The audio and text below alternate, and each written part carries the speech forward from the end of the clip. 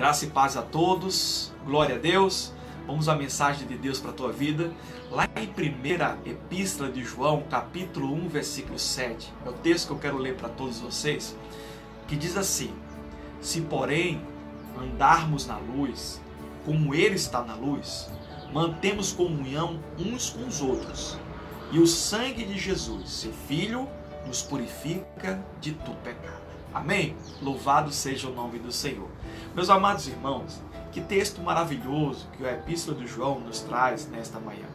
Quando fala que se andarmos na luz, que Ele está na luz, falando de Jesus, que Ele é a luz, mantemos comunhão uns com os outros. Então nós vamos falar sobre comunhão, vamos falar sobre estar perto, estar juntos. Pastor, nesse momento de pandemia, onde há um distanciamento social, onde se fala tanto se distanciar social, o que eu vou conseguir através desta comunhão? Né? O que eu vou obter através dessa comunhão? Será que realmente dá para fazer comunhão em tempos de lives? Será que dá para fazer comunhão em tempo de pandemia? Será que dá para fazer comunhão se não estamos frequentando presencialmente o culto? Bom, primeiro eu quero passar bem claro a origem da palavra comunhão, que tem a mesma origem da koinonia, quer dizer, fazer tudo junto, fazer tudo em comum, ter o mesmo objetivo, ter a mesma visão. Isso é ser comunhão, isso é ter comunhão. Ou seja, comunhão não é só estar grudadinho presencialmente um com o outro, mas é estar na mesma dimensão espiritual, é estar no mesmo contexto. Ou seja, se eu estou caminhando num processo de santificação, você também tem que estar caminhando. Se nós estamos buscando a Deus, você precisa também buscar o Senhor. Se estamos nesta manhã ministrando a palavra, ouvindo de Deus, você também precisa, isso é comunhão. Se você está comigo neste momento, você está em comunhão comigo. Pastor, e se eu assistir o vídeo depois, eu estou em comunhão? Não, a comunhão é o momento. A comunhão é aquele instante que todos estão fazendo a mesma coisa. Depois você vai ser abençoado da mesma forma. Mas a comunhão é estar junto naquele momento, naquela hora. Neste horário que eu estou transmitindo a live, tem alguns irmãos que estão assistindo. Você está em comunhão conosco porque você está em comum, no mesmo momento, na mesma hora, na mesma visão. É evidente, irmãos, que hoje, em tempos de pandemia, falar de comunhão é algo muito difícil, porque muitos cristãos se aproveitaram desta questão do distanciamento e aprofundaram, o distanciamento, o afastamento da igreja. Ao ponto de dizer, nossa, eu sou a igreja de Cristo, não preciso ir mais para a igreja.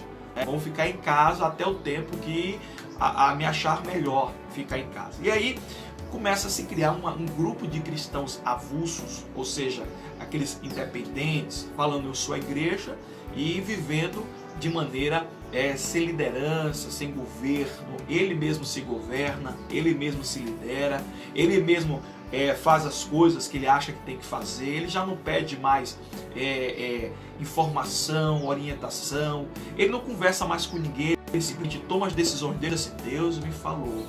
E aí o pastor, principalmente aqueles que têm uma visão espiritual, não vão contestar, né? Se Deus falar comigo, eu falo com você. Mas se Deus não falar, eu não vou. Você chega para mim e diz, Deus me falou que é para fazer, Deus me falou que é para ir, Deus me falou que é para ficar, Deus me falou que é para vender. Quem sou eu para dizer alguma coisa contra Deus falou com você? Mas a gente vê desastres, de muitos irmãos que falaram que Deus tinha conversado, tinha confirmado e no entanto não foi Deus, porque a gente vê o resultado depois. Então, nessa questão de Deus falar, onde eu vou fazer uma ministração sobre isso, tem muitas pessoas que vê o pensamento na cabeça, vê aquele pensamento na cabeça de alguma coisa que ele mesmo já está querendo, e ele começa a dizer, Deus falou comigo. Sabe, queridos, eu comecei a perceber na minha história que tudo aquilo que eu queria, tudo aquilo que eu desejava, geralmente não foi aquilo que Deus falava. Então, se você veio falar, mas Deus falou acerca desse assunto, e você já tinha um desejo no seu coração por aquilo, cuidado. Pastor, mas a Bíblia diz no Salmo 37:4, deleita-te no Senhor, e Ele satisfará o desejo do teu coração. Claro, desde que esse desejo não contribua ou não impeça o projeto de Deus na tua vida. Até porque lá no Novo Testamento fala também que muitas coisas não recebemos porque pedimos mal, pedimos para o nosso próprio deleito. Então, acontece que neste pedido, muitos irmãos acabam fugindo do propósito de Deus, porque não querem ser ligados a nada. Eu não quero, pastor, não quero ligação com ninguém, sabe por quê? A igreja tem um bocado de hipócrita, a igreja tem um monte de pessoas que são pessoas mentirosas, então falhas, pessoas fofoqueiras. Eu prefiro cultuar da minha maneira. Irmão, anote na sua palavra, anota no caderninho aí, não existe galho que não esteja conectado na videira. Quando Jesus deu o exemplo dele ser a videira verdadeira, que nós somos os galhos, perceba que os galhos, por mais que eles tenham a sua individualidade, eles estão ligados à mesma videira. Eles estão conectados entre si. Eles não estão avulsos, não existe um galho separado da videira, não existe um galho separado da igreja de Cristo. Nós somos a igreja de Cristo e precisamos estar em comunhão, que significa estar no mesmo plano, na mesma visão. E isso é importante, queridos, porque o diabo, com esta pandemia, com essa situação, ele tem fomentado um distanciamento, não só o social, mas o espiritual. Porque podemos ter o distanciamento social por causa de todas essas regras e por causa de toda a orientação médica, né, para melhorar ou amenizar a propagação desse vírus. No entanto, meu querido, o distanciamento espiritual não precisa efetivamente acontecer. O que é distanciamento espiritual? Aquelas pessoas que elas se isolam no seu trabalho, elas não respondem mais o zap do pastor, o WhatsApp do pastor, ela não diz amém, não diz está vivo, está morto, não se conecta a outros irmãos, não liga para outros irmãos perguntando: vem cá, como é que vocês estão? Vocês estão precisando de alguma coisa? A vida dele é assim, ele é um ser independente, é um ser solitário, ele é um cristão que ele anda pelas próprias pernas, não depende de ninguém, não precisa de ninguém. E aí nesse contexto o diabo tem armado mais inúmeras ciladas, tem destruído inúmeros casamentos, inúmeras vidas. E eu tenho ministrado constantemente sobre isso e alguns irmãos acham que é até implicância da minha parte, e não é. É porque neste momento nós temos recebidos muitos relatórios de pessoas que visivelmente, espiritualmente, parece que estão bem. É porque você pergunta para alguém que está bem ou para alguém que está mal, e você pergunta: você está bem? A pessoa diz: estou bem. Muitos cristãos até inclusive não conseguem mais transparecer essa espiritualidade porque estão sempre bem, não precisam de ninguém, são autônomos, são independentes, são os cristãos avulsos, né? São aqueles que não precisam de ninguém, não precisam de igreja, não precisam de pastor, não precisam de nada. O negócio é com Deus. É evidente, irmãos, eu concordo que o nosso negócio é com o Senhor. Meu compromisso espiritual não é com a igreja Chama Viva, não é com a igreja A, B ou C, mas é com o Senhor. Eu sei que a minha fé não depende de pastor, eu sei que a minha fé não depende de apóstolo, não depende disso. A minha fé depende exclusivamente da palavra de Deus, porque a Bíblia diz que a fé vem pelo ouvir, e ouvir a palavra de Deus. No entanto, a comunhão era um preceito indispensável para o cristão se firmar em Deus, porque é através da comunhão que Deus nos limpa, é através da comunhão que Deus nos sara, é através da comunhão que Deus opera através de nós. Você acha que Deus nos dá os dons espirituais para quê? Para ficar jogando raios um no outro? Não. É para que através dos dons espirituais venhamos abençoar a outros. Venhamos abençoar dentro da congregação e fora da congregação. Deus não te dá espiritualidade para você ser um crente espiritual avulso. Deus lhe dá espiritualidade para que você venha somar com o reino, para que você venha somar para multiplicar. Amém ou não? Então, por que a comunhão é tão necessária? Bom, a comunhão ela é necessária porque lá dentro do livro de Atos, que foi a igreja primitiva, a igreja que iniciou, a igreja, fervorosa lá do livro de Atos, que inclusive, de maneira equivocada, muitos cristãos utilizam do argumento da igreja de Atos para dizer: olha, tá vendo? A igreja de Atos não se reunia em templos, ela estava nas casas, e por isso era a igreja fervorosa, porque os templos, sabe como é que é? Tem muita hipocrisia, tem muito irmãos que acham que é só dentro da igreja que Deus opera. Para com esse besterol, irmãos. Eu acho que tem pessoas que são tão frustradas, né? Porque nunca conseguiram cargos dentro da igreja, ou se conseguiram não chegaram aonde queriam, né? Ou ficaram frustradas porque acharam que obter aquele cargo seria vantajoso em alguma parte e não foi, foram exortados, e essas pessoas pecaram, né? Como muitos pregadores aí, adúlteros, né? Adulteraram, mentindo, começaram agora a inverter o valor. Agora eles querem criticar a igreja. Sabe, eu acho que, e eu tenho essa percepção, de você criticar alguém, começa a criticar você mesmo. Antes de você começar a condenar alguém, começa a se condenar, começa a corrigir as suas falhas. Eu sei que tem muita coisa errada, muita, mas meu Deus do céu, muita coisa errada no meio dessas igrejas, sabe? No meio das igrejas, das religiões, tem muita coisa errada, tem muita incredulidade, mentira, hipocrisia, o que mais? Tem muito mundanismo, né? Tem muito estrelismo. Eu sei de tudo isso, irmãos, mas eu, como cristão, não vou usar minhas redes sociais para poder denegrir a imagem de pastor A, B ou C, mesmo que o tenha merecido pelo seu comportamento. Eu não vou fazer, meu tempo é tão limitado, é tão corrido, que eu invisto meu tempo de pregar a palavra de Deus, de abençoar as vidas, de ajudar as pessoas, de fazer com que Jesus seja conhecido daqueles que querem mudar de vida. Ah, pastor, mas você tem que ser também uma voz de alerta em relação às doutrinas falsas e heréticas, mas em relação às doutrinas, em relação à palavra, em relação àquilo que está sendo ministrado, que eu tenho que combater. De forma nenhuma heresia a gente tem que ficar olhando e não fazer nada, a gente tem que realmente se posicionar. Um pastor, um pregador não pode ser conivente com a heresia, não pode ser conivente com o pecado, mas tem que ser amoroso, né? Tem que ser receptivo com o pecador. Nós aborrecemos o pecado, mas amamos o pecador. Então a comunhão lá no livro de Atos, olha o que diz a Bíblia em Atos capítulo 2, 42. Pega a sua Bíblia aí. Atos 2, 42 diz assim: e perseveraram na doutrina dos apóstolos e na comunhão, no partir do pão e nas orações. Vocês devem lembrar que a igreja de Atos era uma igreja que vivia sob constante perseguição. Estava iniciando. Os religiosos daquela época via aquela nova igreja surgindo, aquela nova seita para eles surgindo, como algo que estava para tirar os costumes, né, e o domínio da religião predominante daquela época, que era o judaísmo. Então é evidente que desde quando Jesus morreu, após a morte de Cristo e a sua ressurreição, a igreja de Cristo sofreu uma grande perseguição ali em Jerusalém, na Judéia, na Galileia, e por causa disso houve até a dispersão dos apóstolos, né, para os confins da terra e para outros países. Neste contexto, a igreja ela utilizou o trabalho em casas para dar um apoio ao trabalho no templo. Por quê?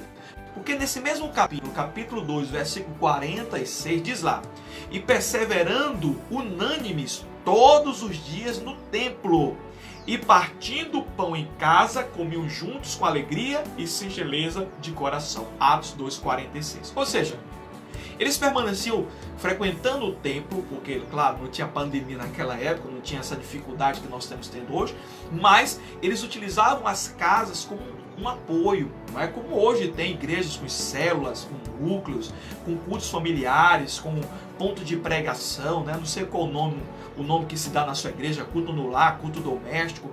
Então os cultos em casa sempre tiveram na igreja, mas eles não substituíam o relacionamento comum de todos que tinham o mesmo pensamento, ou seja, a mesma comunhão. Como é que surge então uma igreja? A igreja começa geralmente a se reunir em casa.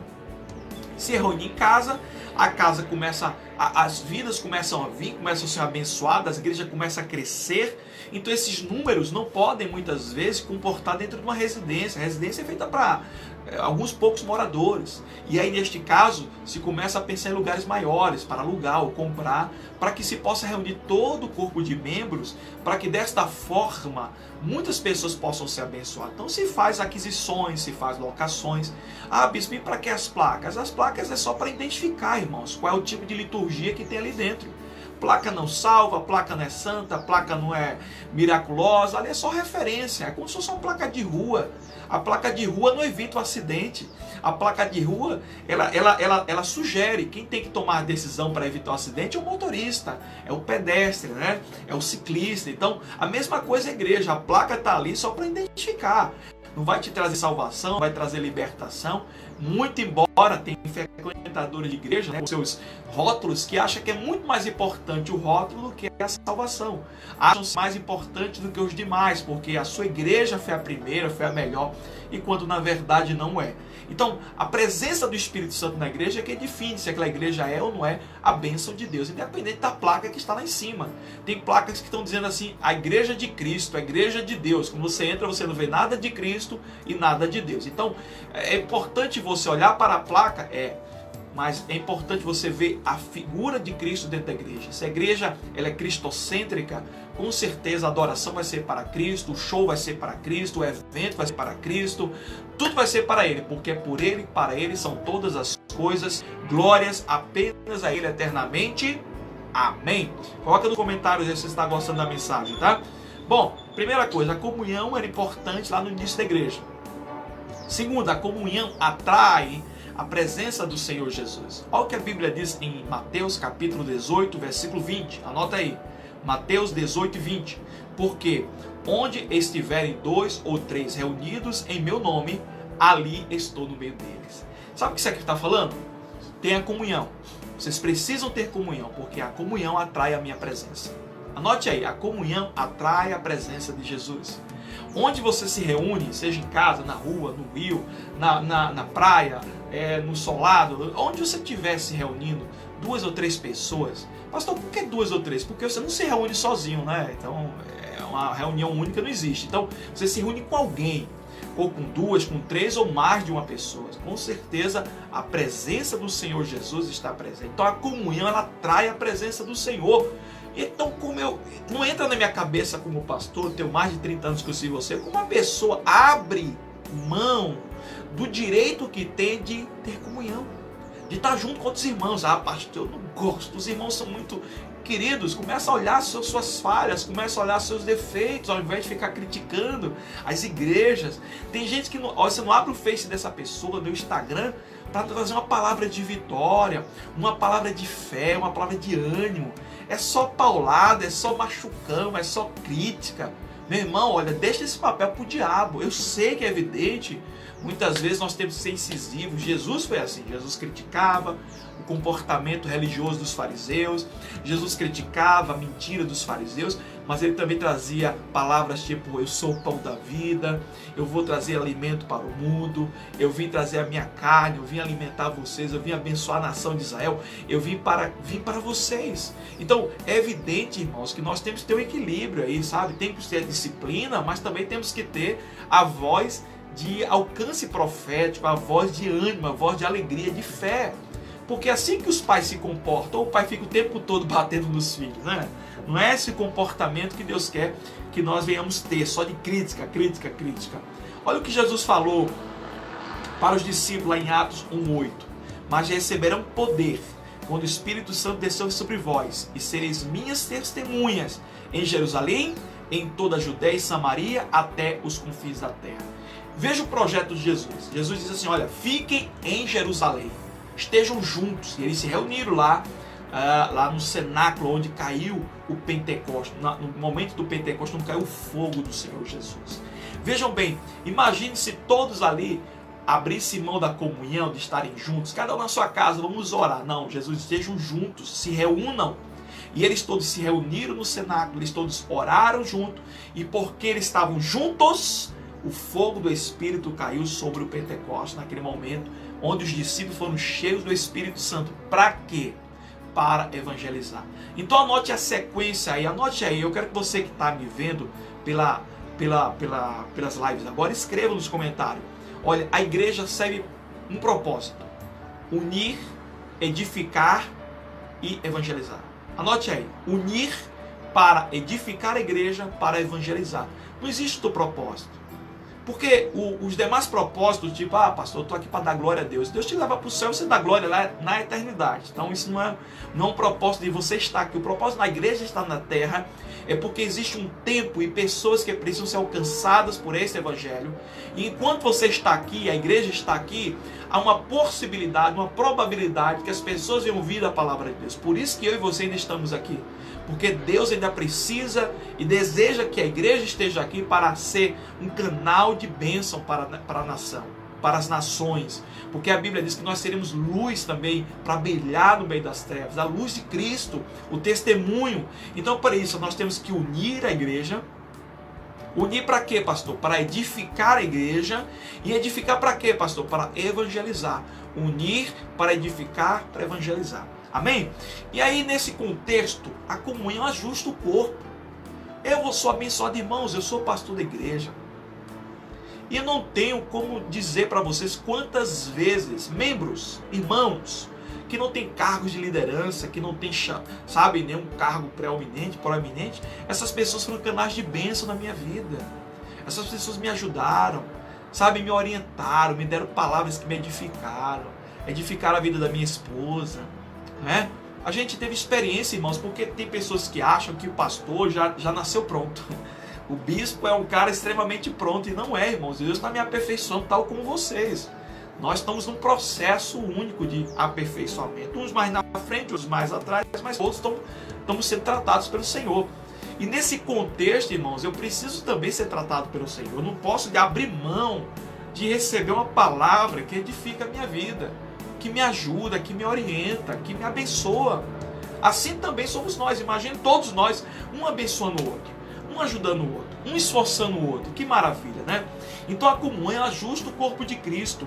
Olha o que a Bíblia diz. Em 1 Coríntios, capítulo 12, versículo 27. Abra a sua Bíblia. 1 Coríntios, capítulo 12, e o versículo 27. Diz assim: ora, vocês são o corpo de Cristo, e cada um de vocês, individualmente, é membro desse corpo, amém? Ou seja, nós fazemos parte de um corpo. Lembra da história da videira que eu falei quase agora? Então a videira mostra o corpo, e os membros como se fossem os galhos. Assim também é você e eu, nós somos assim.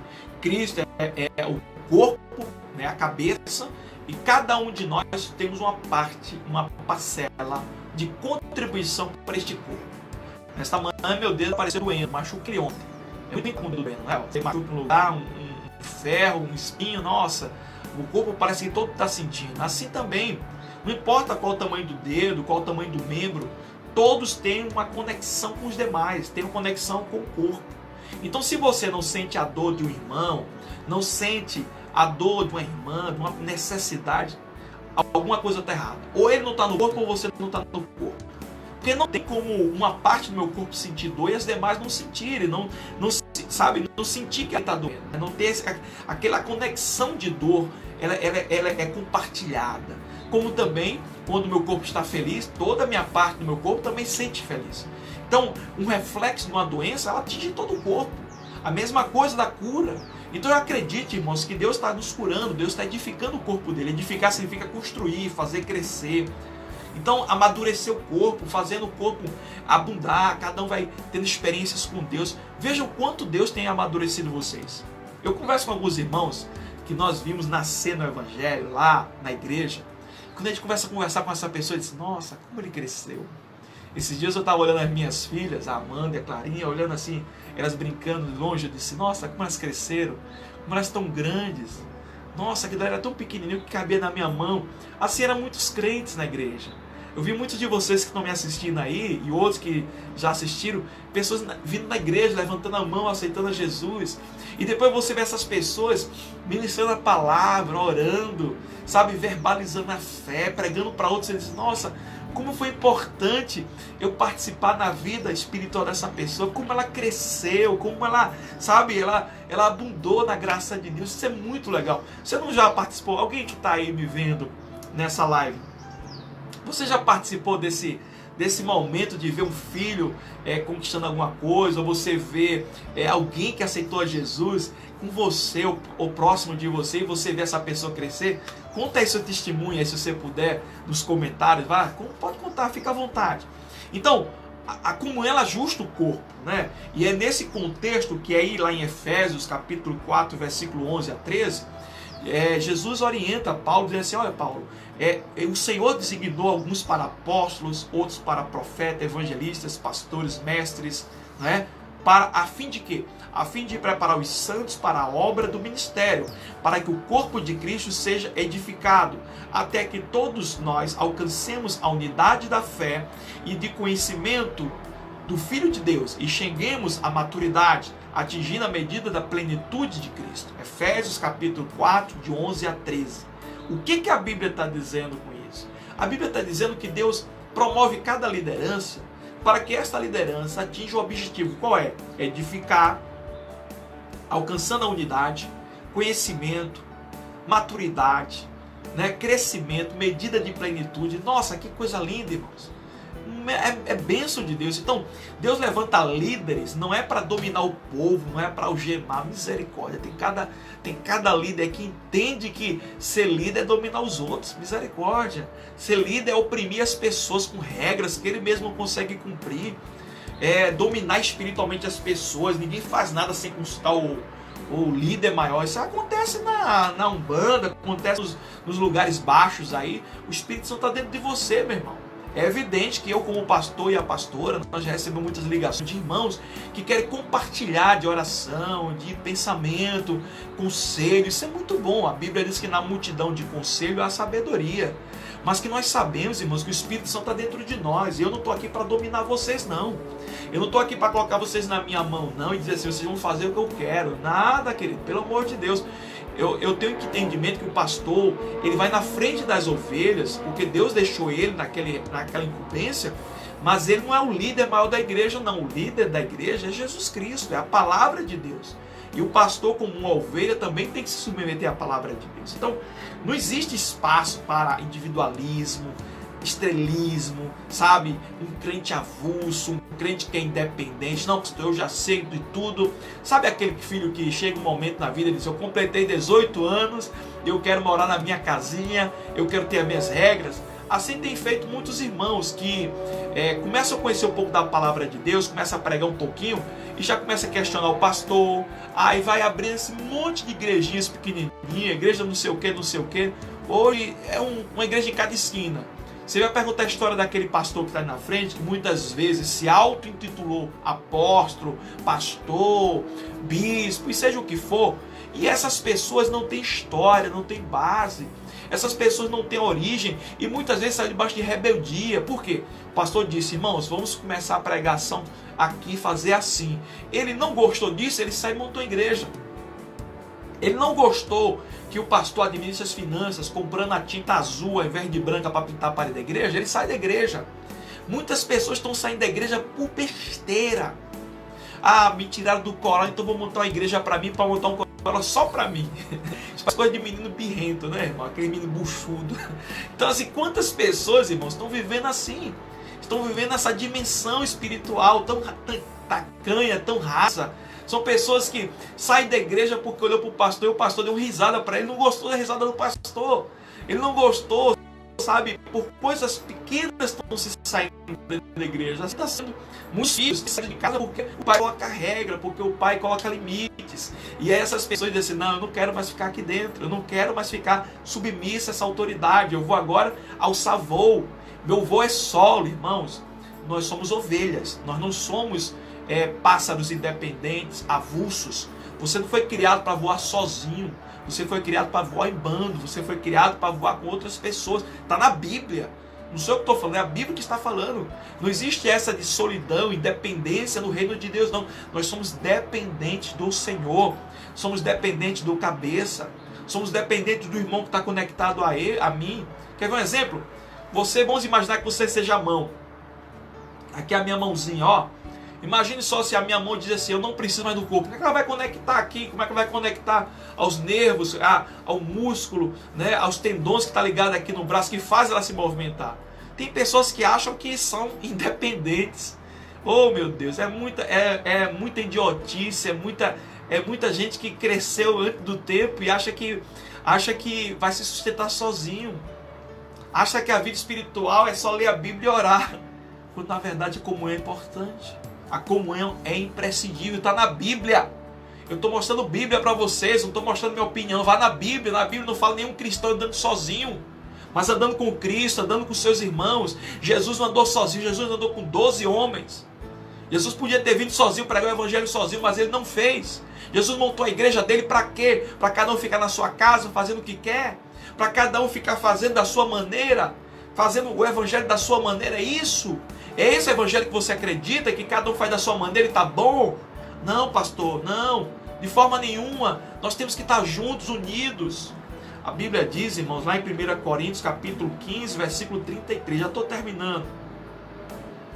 Paulo diz assim: não vos enganeis, que as más conversações corrompem os bons costumes. Tem gente que acha que costume é ruim. A Bíblia diz, Paulo falando aqui, que existem os bons costumes. Ou seja, existem aquelas coisas que precisam ser preservadas.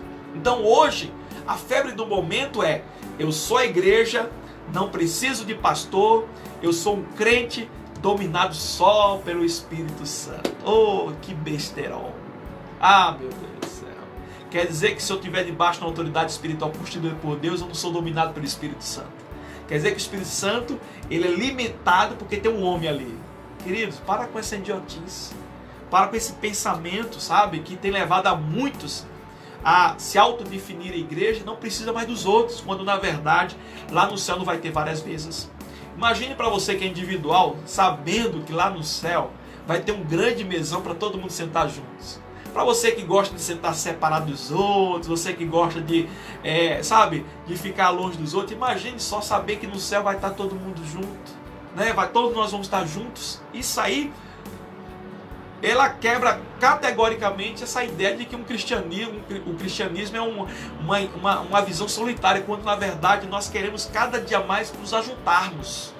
Amém ou não? Para ter comunhão. Ah, mas pastor, mas isso é porque tem muita gente ruim, eu não gosto de se juntar.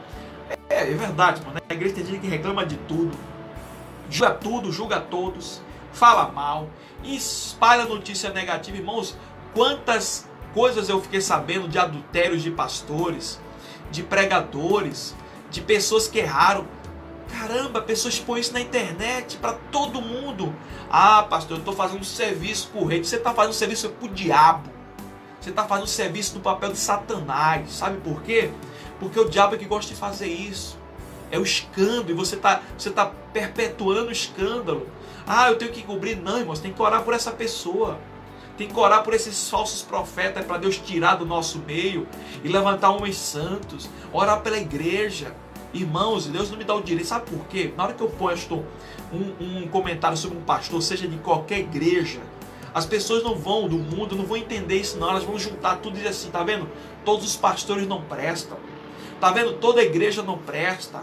Todo crente é maluco, todo crente é... Sabe o que acontece? Você está ajudando a denegrir o evangelho. Se o irmão pecou, a Bíblia diz que ele não deve levar para o público. A gente não deve levar para as autoridades públicas, não. A gente tem que tentar levar para Deus. Orar a Ele, não começar a expor escândalos. Meu Deus do céu, onde você está com a cabeça, meu irmão, de ficar expondo escândalo na internet, como se isso fosse contribuir para o reino? Não ajuda, ao contrário, é um desserviço. Ah, pastor, eu estou alertando os crentes dessa igreja para sair de lá. Eles não vão sair por causa disso, ao contrário, eles vão permanecer. A gente tem que entender, irmãos, que Deus está falando, cabe você ouvir, amém? Então as más conversações, seja pela internet, seja no telefone, tem feito muitos cristãos serem influenciados por esse modismo da solidão, do individualismo cristão. Isso não é de Deus. A comunhão, ela exclui o cristão da presença do Senhor. Olha o que a Bíblia diz em 1 Coríntios, estou terminando agora, capítulo 11, versículo 17 e 18. Nisto vos, porém, vos escrevo, e não vos louvo por isso, porque vos ajuntais não para melhor, e sim para pior. Porque antes de tudo estou informado haver divisões entre vós, quando vos reunis na igreja, e eu em parte o creio. Paulo estava dizendo aqui que as pessoas estavam se reunindo e dividindo a igreja. Poxa, se Paulo era tão contra a reunião na igreja, ele podia dizer: olha, vocês não deviam ir na igreja. Ele estava dizendo: olha, não vá para a igreja para dividir. Não frequente uma igreja para dividir. Não venha com ideias de divisão. Vocês estão se ajuntando para pior e não para melhor. Paulo estava dizendo isso. E muitos irmãos não entendem que nós devemos manter a comunhão, que nós temos que fazer de tudo para manter a comunhão, mesmo que temos tantas diferenças com quem está dentro da igreja. Agora, irmãos, para nós terminarmos, não justifica o fato de você ver na igreja gente com defeito e não querer frequentar. De ver pessoas que querem só cargos, pessoas que querem somente status, pessoas que querem ser glorificadas, pessoas que querem ser reconhecidas. E por não serem, essas pessoas acabam se achando incapazes de ficar ali e querem abrir igrejas. Querem abrir igrejas ali e acolá para quê? Para que eles sejam o líder proeminente. E Deus não quer isso, queridos. Então, veja bem quem está deixando de congregar, dizendo que é Deus que está falando. Não, Deus está me dando nova visão para abrir a igreja. Cuidado. Dividir é papel do diabo. Vou repetir para todo mundo escutar. Dividir é papel do diabo. Então, gente que chega da igreja para semear contenda, para falar mal de irmão, para falar mal de pastor, para dizer que tem isso ou aquilo errado e semeando contenda, está dividindo. Na hora que você chega com uma opinião contrária ao corpo, você está dividindo. Quando você começa a querer impor as suas ideias e não deixar Deus governar a igreja, você está dividindo. Mas para finalizar, eu vou dar chance para vocês aí. Abra sua Bíblia agora em Hebreus 10, 25. Estou terminando agora. Hebreus 10, 25 é o texto clássico sobre a congregação, sobre a comunhão. Olha o que a Bíblia diz. Não deixemos de congregar-nos. Congregar é se ajuntar, se unir numa visão, num propósito, como é costume de alguns. Antes, encorajemo-nos uns aos outros, e tanto mais quando verdes que o dia se aproxima, ou seja, o dia da volta de Cristo.